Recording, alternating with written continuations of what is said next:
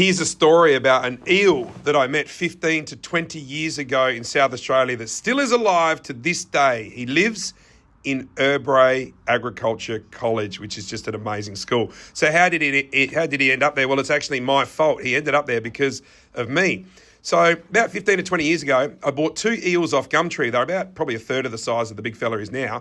And I had them at home. But the thing was, they kept jumping out of our aquarium. They can actually jump out. So a few times my wife found them on the floor and she lost her mind completely. So she said, either the eels go or I go. So I thought, right, better get rid of the eels. Anyway, I gave one of them away to someone from Erbray College, and I was working for Triple M at the breakfast show at the time.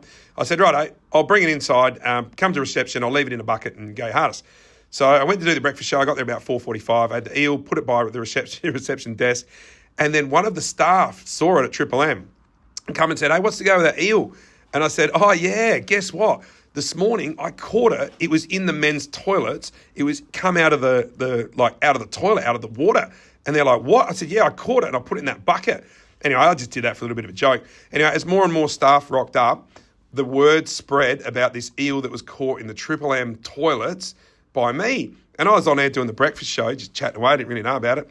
And when I went to the staff room kitchen to get my breakfast, everyone was talking about this eel. Cozzy, where'd you catch that eel? That's amazing. I can't believe it's in the toilet. What if it came when I was sitting on the toilet in the yard? I wonder, are there more of them?